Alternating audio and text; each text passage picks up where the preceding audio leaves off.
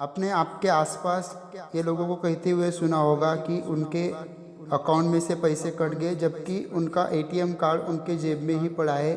हाँ दोस्तों, आपको ये जानकारी हैरानी होगी कि पिछले 11 साल में 53,334 लोगों के साथ धोखाधड़ी हुई है। इसमें 2.05 लाख करोड़ रुपए की चपत आम ग्राहकों को लगी है। आरबीआई की ताज़ा रिपोर्ट बताती है कि डिजिटल लेन देन के चलते साल 2018-19 के में 71,500 करोड़ रुपए का बैंकिंग फ्रॉड हुआ है। हमारा देश डिजिटल इंडिया की तरफ बढ़ रहा है, लेकिन उसी तेज़ी से बैंकिंग फ्रॉड का केसेस भी बढ़ने की क्षमता ज़्यादा हो गई है। दिन पर दिन हमें ये सुनाई दे रहा है कि बैंकिंग फ्रॉड ज़्यादा से ज़्यादा हो रहे। तो इस वीडियो में हम ऐसे 10 तरीके देखने वाले हैं जिनसे बैंकों से पैसे चोरी हो सकते हैं। तो चलिए दोस्तों, इस वीडियो में हम देखते हैं 10 तरीक़ों से बैंक से पैसे हो सकते हैं चोरी। आप अगर हमारे वीडियो पे चैनल पे नए होंगे तो प्लीज़ चैनल को सब्सक्राइब कीजिए।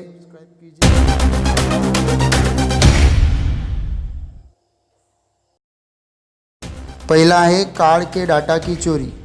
एटीएम कार्ड के डाटा की चोरी के लिए जालसाज कार्ड स्कीमर का इस्तेमाल करते हैं। इसके जरिए जालसाज कार्ड रीडर स्लॉट में डाटा चोरी करने की डिवाइस लगा देते हैं और डाटा चुरा लेते हैं। इसके अलावा फर्जी कीबोर्ड के जरिए भी डाटा चुराया जाता है।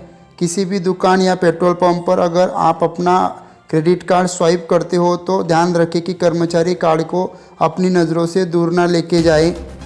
दूसरा है एटीएम कार्ड की क्लोनिंग। साइबर सिक्योरिटी एक्सपर्ट बताते हैं कि पहले सामान्य कॉल के जरिए ठगी होती थी, लेकिन अब डाटा चोरी कर पैसे खाते से निकाले जा रहे हैं। ठग हाईटेक होते हुए कार्ड क्लोनिंग करने लगे हैं। एटीएम कार्ड लोगों की जेब में ही रहता है और ठग पैसे निकाल लेते हैं।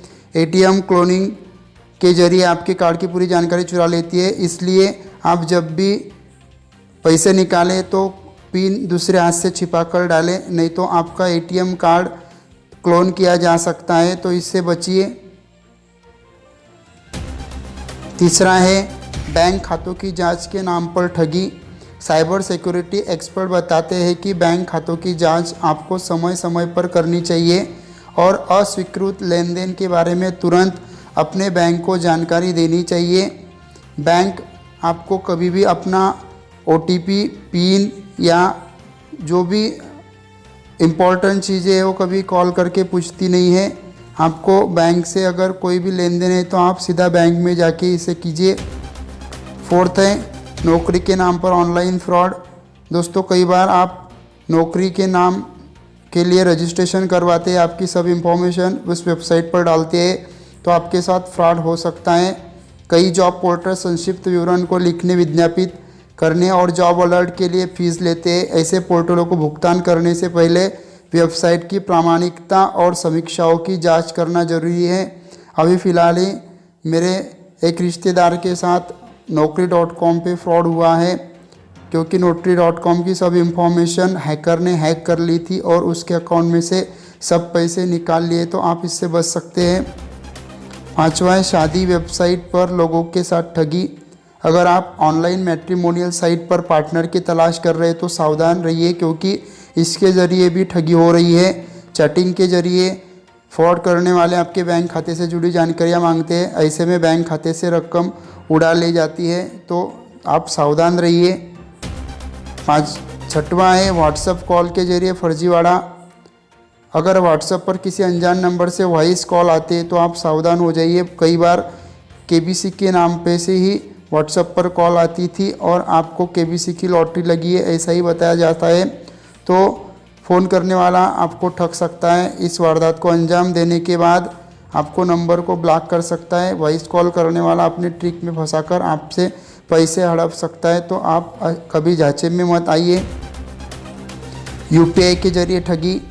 यूनिफाइड पेमेंट इंटरफेस के जरिए किसी भी आसानी से पैसे भेजे या मंगाए जा सकते हैं। यूपीआई के जरिए ठग किसी व्यक्ति को डेबिट लिंक भेज देता है और जैसे ही वह उस लिंक पर क्लिक कर अपना पिन डालता है तो उसके खाते में पैसे कट जाते हैं।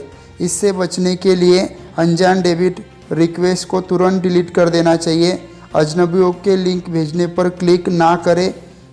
कभी भी आप इस यूपीआई के जरिए ठगिए मत। क्यूआर कोड से धोखाधड़ी।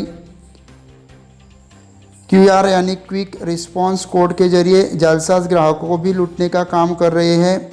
बहुत बार आपने न्यूज़पेपर में भी स्कैम के बारे में पढ़ा होगा, देखा होगा, तो इस स्कैम से आप बचिए। जैसे ही आपकी मोबाइल पर क्यूआर कोड भेजा जाता है, उसे पाने वाला शख्स क्यूआर कोड लिंक को क्लिक कर आपको ठग सकता है। क्यूआर कोड स्कैन कर आपके बैंक खाते से पैसे निकाल सकता है। लॉटरी, पेट्रोल पंप, डीलरशिप के नाम पर ऑनलाइन ठगी। बहुत बार आपको साइबर एक्सपर्ट बताते हैं कि बीते दिनों टीवी प्रोग्राम कौन बनेगा करोड़पति के नाम पर लाखों रुपए की लॉटरी निकालने का झांसा देकर कई लोगों के साथ ऑनलाइन धोखाधड़ी हुई है। वही पिछले साल देश की सबसे बड़ी ऑयल मार्केटिंग कंपनी आईओसी ने अपनी वेबसाइट पर पेट्रोल पंप की डीलरशिप के नाम धोखाधड़ी से जुड़ी जानकारी दी थी। बहुत बार पेट्रोल पंप खोलने के लिए सुनहरा मौका ऐसे बताकर आपसे पैसे लूटे जाते हैं। एटीएम मशीन इंस्टॉलेशन का काम करने के बाद और टावर, जैसे आपके खेत में या घर पे टावर बैठाने के नाम पर भी आपको ठगाया जा सकता है। तो ऐसे अलग अलग तरीक़ों से लोग आपसे पैसे निकालने की कोशिश करते हैं। लास्ट है ईमेल स्पूफिंग। इसमें ईमेल आईडी बना लेते हैं जो नामी गिरामी कंपनियों से मिलती जुलती है और फिर सर्वे फॉर्म के जरिए लोगों को अपनी ओर आकर्षित कर डाटा चुरा लेते हैं। गूगल सर्च के जरिए भी ठगी के मामले सामने आए हैं। उसके बाद जालसाज सर्च इंजन में जाकर मिलती जुलती वेबसाइट बनाकर अपना नंबर डाल देते हैं और कोई सर्च इंजन पर कोई ख़ास चीज़ तलाशता है तो फर्जी साइट भी आ जाती है। तो इससे आप बचिए। दोस्तों, वीडियो देखने के लिए धन्यवाद। आपको अगर ये वीडियो अच्छी लगी तो